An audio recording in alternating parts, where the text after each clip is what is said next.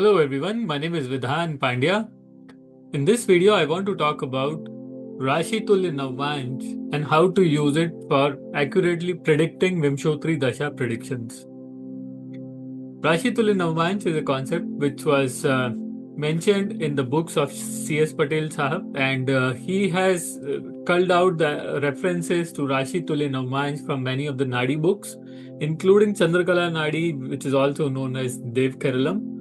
And he has illustrated this concept, and what he believes is that it's a very powerful concept. And he has kind of quoted many shlokas from rishis on how to use it. Now, what I'm going to present to you is a very unique and a very different use of Rashi Tulya Navamsha, which is about predicting the effect of Vimshottari Dasha. We all know Vimshottari Dasha can be fairly long, and they can be complex to analyze and predict with Vimshottari Dashas. But if you use Rashi Tulya Navamsha with Vimshottari Dasha, your predictions are going to be much more accurate. So let's look at some of the examples, and you'll be amazed to see how impressively it gives the result.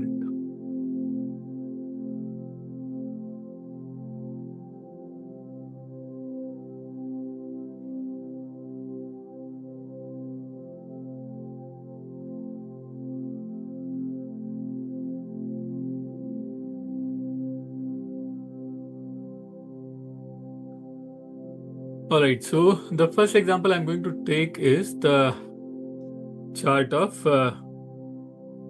Trump. So here is a chart of Mr. Donald Trump. He's currently the President of United States of America. So we'll first look at his dasha sequence. So the event which I'm going to talk about is the time when he became the President of United States for the second term. So we all know that he was inaugurated as the President of United States in the January of 2025, right? Let's look at the dasha sequence when he was inaugurated as the President of United States for the second term. So he was running dasha of Jupiter, Venus, and Saturn. So as you can see, between 16th of Jan and 20th of Jan 2025, he was running dasha of Jupiter, Venus, Saturn. And he was inaugurated as the 47th President of United States on 20th Jan of 2025. Right? So now let's look at the planet just from the D1 perspective. So Venus, so first is dasha of Jupiter. So Jupiter is your fifth lord, and Jupiter is also the eighth lord, and Jupiter is situated in the second house, right? So Jupiter is a Yog Karaka because it is the lord of the fifth house, the trine house, one of the trine houses, and it is also aspecting the eighth house, and it is also aspecting its own sign, which is Pisces, right? Now Venus is the 10th lord. Very important, 10th lord, we all know. 10th house is the house of status, karma, and your image and your power, seat of the power, right? And then it is also the lord of third house of communication, third house of short-term travels, third house of your media interaction, and so on. And then we have Saturn, which is the lord of sixth house and the lord of seventh house. Now also keep in mind, this Saturn is a Kendra lord, and it is aspecting Jupiter, right? So, and Venus, we know that Venus is the lord of 10th house, and Saturn is also the lord of another Kendra house, which is the 7th house. 7th house is an important house because 7th house is 10th from 10th, and 10th house, we all know, is a very important house because it is the house of status, it is the house of power, it is the house of karma, and so on and so forth. So the 10th house Venus is a good indication, and Saturn is there, and then both of these planets are conjunct in the 12th house for Donald Trump. Now this gives you a 50% summary of why he became the prime president of United States during their dasha. But now let's go into the Rashi Tulya Navamsha and see what's going on there. So we go into the divisional chart screen, and then we go to RTN, which stands for Rashi Tulya Navamsha.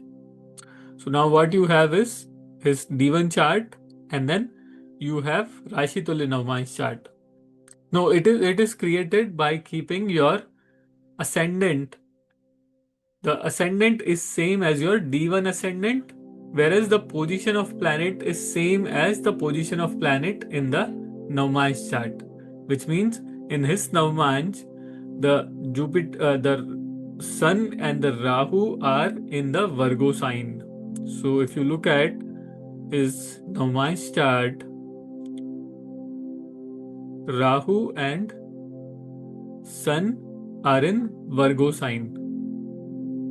Now, and then Moon and Ketu are in Pisces sign. So let's look at Rashi Tulya Navamsha.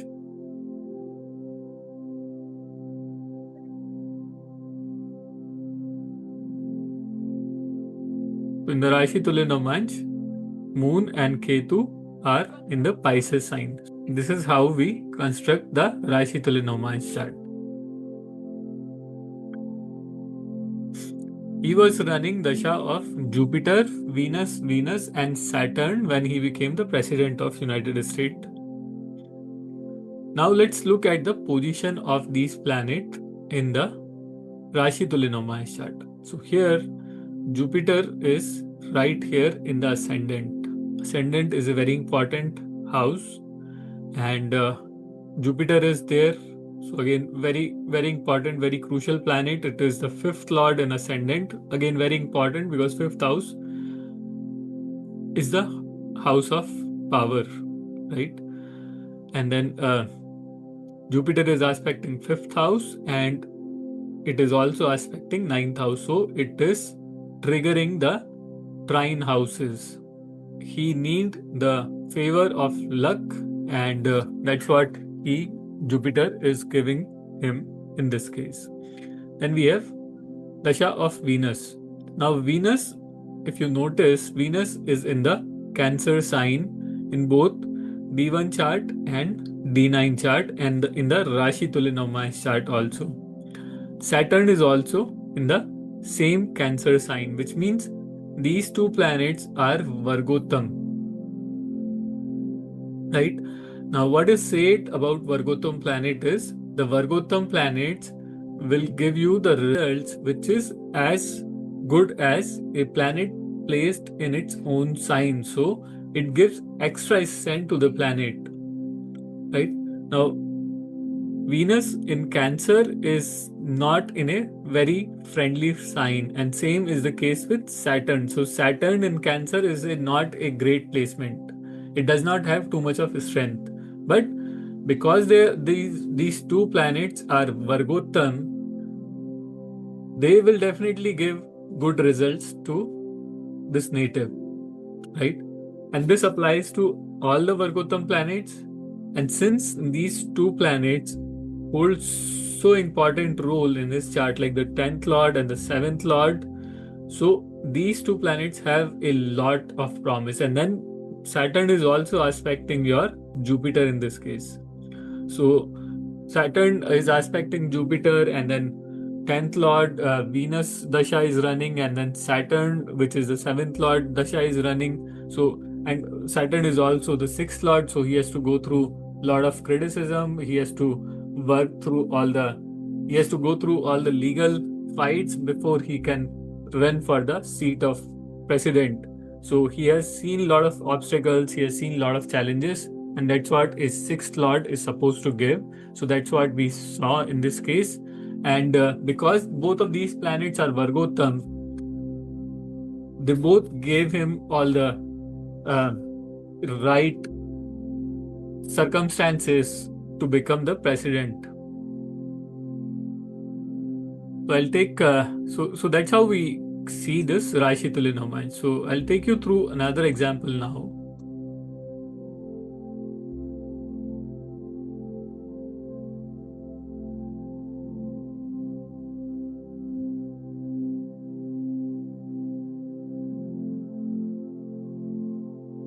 So this is the chart of Meg Ryan, and she is one of the Hollywood actress. The event which I'm going to talk about is the marriage of Meg Ryan. So she got married on 14th of Feb 1991. Let's look at the dasha running at that time. So it was the dasha of Venus, Ketu, and Mercury. So here you can see on 14th of Feb 1991, she got married to Dennis Quaid. Venus, Ketu, and Mercury. Now let's look at these planets in the Rashi Tulya Navamsha chart. So we go to the divisional chart screen, and then we go into Rashi Tulya Navamsha chart. So here in the D1 chart, we can see Venus is the Karaka of marriage. Venus is a natural Karaka of marriage. So Venus is in the sign Libra. Again, the seventh house of natural zodiac, and Venus is positioned in the 11th house of her chart. Right? And Venus is the lord of 6th house and 11th house. Then we have Ketu. So Ketu is sitting in the second house of family, and then Mercury is sitting in the 11th house along with Venus. So again, not the most powerful combinations to give her marriage if you just look at the D1 positions of the planet. Now let's look at the Rashi Tulya Navamsha position of these planets. So we have Venus and Mercury. They are both conjunct in the D9 chart also. But you know what? Mercury is the seventh lord. Seventh lord can give marriage. This Mercury is also conjunct with Jupiter, and Jupiter is the lord of ascendant in the Rashi Tulya Navamsha chart. And then we have Ketu. So Ketu, seventh aspect of Ketu will fall on Mercury, Jupiter, Venus, Rahu, and Moon. So Ketu's aspect is falling on these five planets. So this also indicates chances of marriage, right? So here we can see more than D1, D9 chart, this Rashi Tulya Navamsha chart is clearly telling us what event is expected during the dasha period of Venus, Ketu, and Mercury.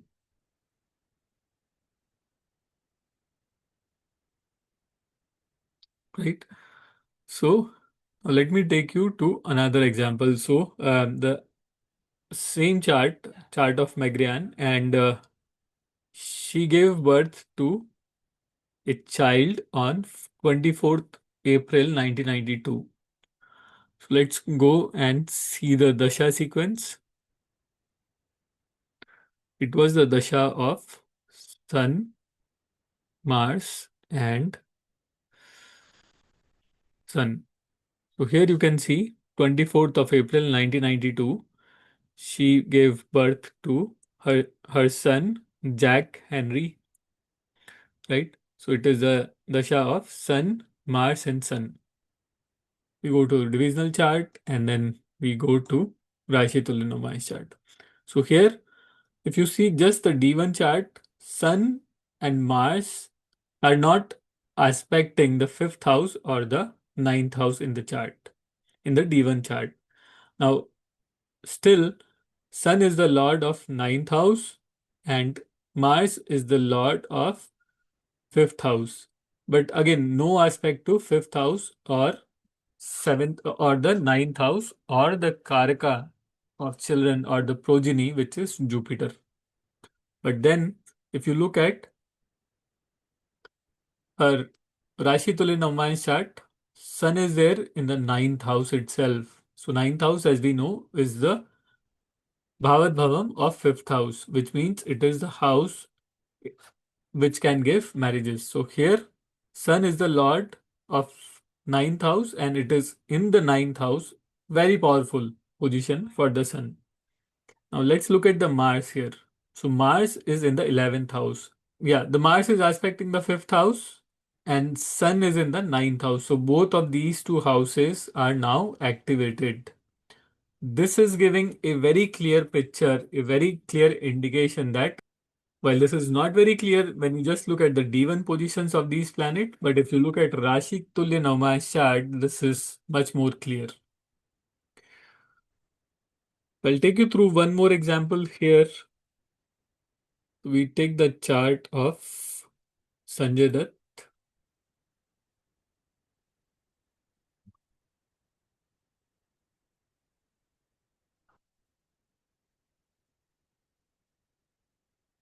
Here is the chart of Sanjay Dutt. The event which I'm going to discuss here is marriage. So he got married on 7th of February 2008 and he was running dasha of Jupiter, Venus and Saturn. So he got married on 7th of Feb 2008. So, and you can see he got married to Manita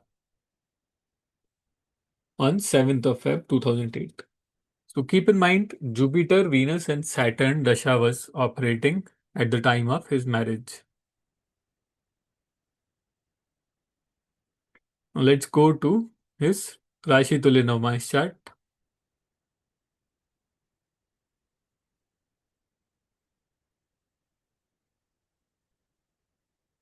Dasha of Jupiter was operating, so Jupiter is in the 12th house. Jupiter is the lord of 5th house and also the lord of 2nd house, and it is the dispositor of Ketu and Saturn. Then we have Venus. Venus is a natural karaka of marriage, and also it is the 7th lord in this case.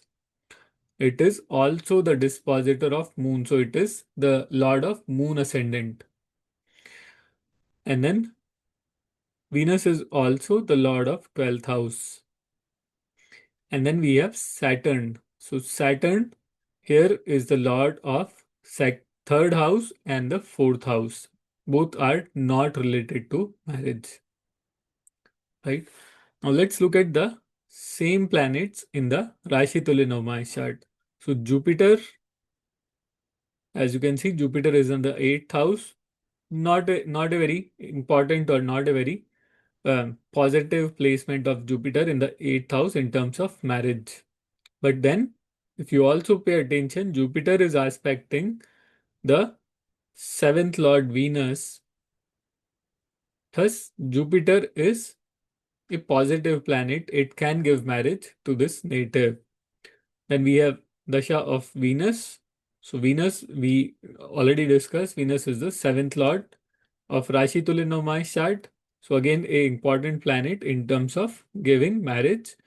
And then we have Saturn. So Saturn, if you notice, Saturn is retrograde here. Saturn is with Jupiter. As per Nadi principles, if a planet is retrograde, we also see the result of the planet from the previous house. So if you use that dictum, then you'll be able to see that the Saturn is giving the results as if it is placed in the 7th house. 7th house we know is the house of marriage, so Saturn can give marriage. So here also we can see Rashi Tulya Navamsha is giving us better indication in terms of can marriage happen or not, right? So this is how you can use this Rashi Tulya Navamsha to give much more fine-tuned predictions using Vimshottari Dasha, using Rashi Tulya Navamsha chart. I've also done other videos on this concept, but if you have any questions on Rashi Tulya Navamsha and how to see the results of Vimshottari Dasha, using Rashi Tulya Navamsha, put them in the comment section below and I'll be happy to answer your questions. Thanks for watching this video. Bye.